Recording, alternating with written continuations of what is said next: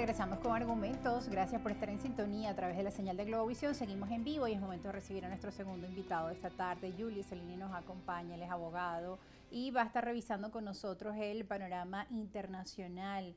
Estábamos revisando en el primer bloque. Julio, bienvenida nuevamente a este estudio. Gracias, Rosa, un placer como siempre. Bueno, revisando, gracias, revisando el panorama internacional y todos los movimientos que se han venido dando a nivel del continente y también a nivel del mundo, ¿no? Cambios en la dinámica geopolítica, los BRICS tomando fuerza, la unidad de naciones suramericanas. En algún momento, pues, hablábamos en programas anteriores de que esto se veía venir y bueno, ya vimos la consolidación del regreso de este mecanismo de integración suramericana con el regreso de Venezuela, el regreso de Gustavo Petro a la UNASUR y también Brasil tomando como país anfitrión liderando este proceso.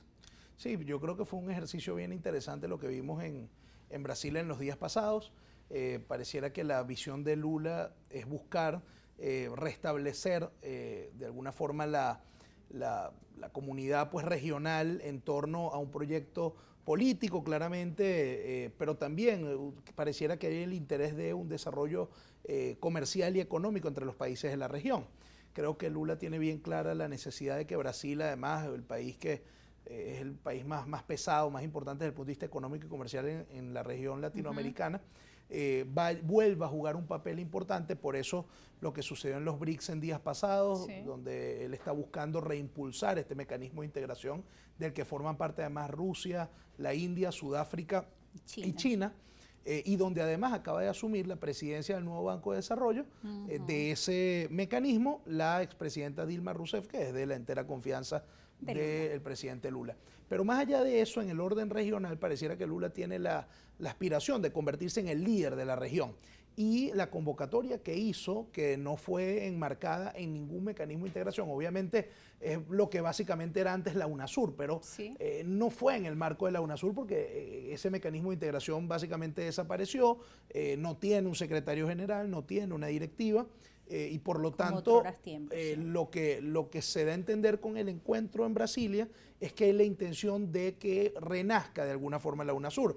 El presidente Petro anunciaba que va a hacer los procedimientos de rigor para el reingreso. Sin embargo, él planteaba que ya no se llame UNASUR, sino Asociación de Naciones Suramericanas, me parece que es el nombre que él está planteando. En cualquier caso, lo que está planteado, lo que está en el escenario es el reimpulso de la integración latinoamericana con todos los países de la región. Y que decían ellos, más allá de ideologías políticas, más allá de las diferencias. Tiene que ser así, porque lo que acabó con la UNASUR fue justamente que se ideologizó, se hiperpolitizó y se dejó de lado precisamente la búsqueda de que América Latina, particularmente Suramérica, se convirtiera en una fuerza comercial que hiciera frente a otras potencias económicas y financieras del mundo.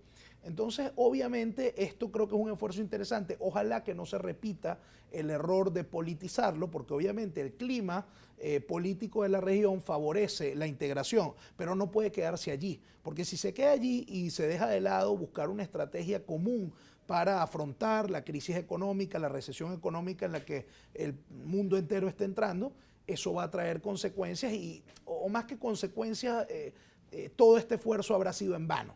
Ojalá que no sea así y que sea un espacio también para la discusión política de temas de interés general.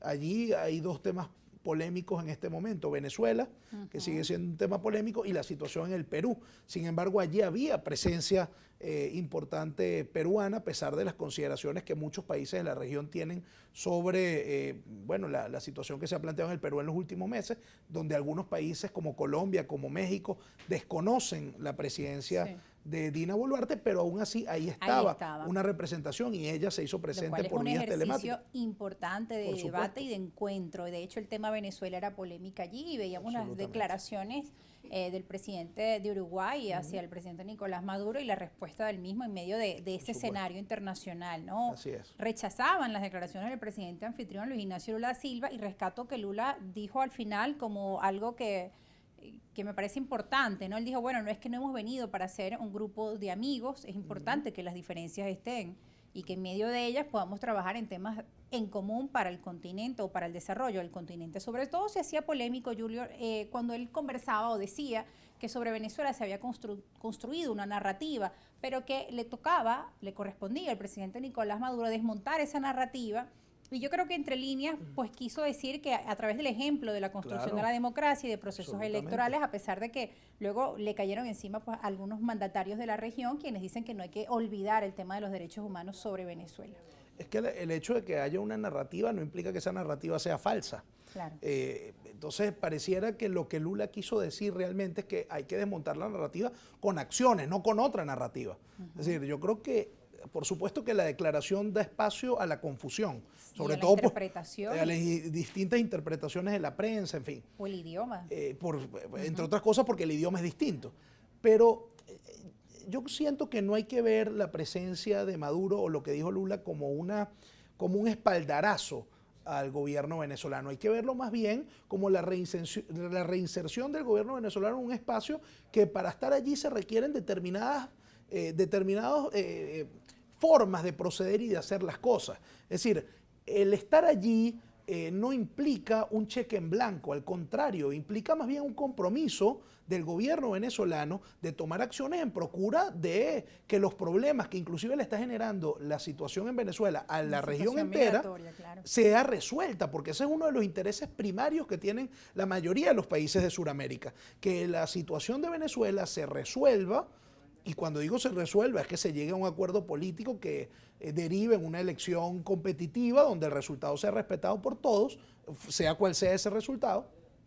Ese es el interés de todos los países de la región, es el interés de Lula, porque así lo ha manifestado, es el interés de Petro, que lo ha dicho claramente, inclusive Petro ha ido más allá, ha hablado en detalle de que es necesaria garantías electorales, de que es necesario la habilitación de los políticos de oposición que en este momento se encuentran inhabilitados. Aunque por eso muchos los critican que están lavándole la cara al gobierno de Maduro, pero en política práctica o pragmática no es justamente tratar de que Venezuela regrese por ciertos parámetros. Lo que mucha gente no entiende es que hay que utilizar, en buen sentido de la palabra, el espacio y la capacidad de influencia que tienen determinados líderes de la región latinoamericana sobre el gobierno de Maduro para convencerlos de que es necesario llegar a un acuerdo político entre los distintos actores de la vida nacional. Insisto, que derive en una elección presidencial competitiva, reconocida por todos los países del mundo y de la región latinoamericana especialmente, pero sobre todo reconocida por las fuerzas vivas del país y por las fuerzas políticas, por todos, porque eso es lo que va a dar pie a un resultado que sea, por lo tanto, respetado por todos y por lo tanto, entonces, la situación de Venezuela va a cambiar con respecto al mundo entero, porque pues habrá sido eso producto de un acuerdo, pero tiene que, ese acuerdo pareciera que no se está produciendo. Sí. Y bueno, estamos a la expectativa de una... Hay presiones en el sentido positivo. Creo que lo que sucedía en Colombia, que lo conversamos en este mismo programa hace varias semanas, la cumbre en Bogotá, fue un ejercicio positivo. Entendemos que pronto vendrá un grupo de cancilleres de los países que asistieron a esa cumbre para, bueno... básicamente se ha planteado como una reunión informativa a las partes, tanto al gobierno como a la oposición, de lo que sucedió en la cumbre, que las partes están informadas, pero en el fondo es un mecanismo de presión positiva para que, lo que sucedió en Colombia y en parte un poco lo que se habló en Brasil, se materializan resultados positivos para Venezuela, ¿no? Bueno, al regreso de la pausa seguiremos hablando sobre esos elementos que están sobre la mesa, ese trabajo que viene realizando el presidente de Colombia y el presidente de Brasil por retomar el diálogo sobre Venezuela, sobre además que las partes que están en esa mesa de negociación puedan avanzar. El tema del alivio de las sanciones le interesa al gobierno de Venezuela, pero cómo llegar hasta ahí es un proceso y un camino que al parecer no ha sido fácil. Lo seguiremos hablando al regreso de la pausa, ya volvemos.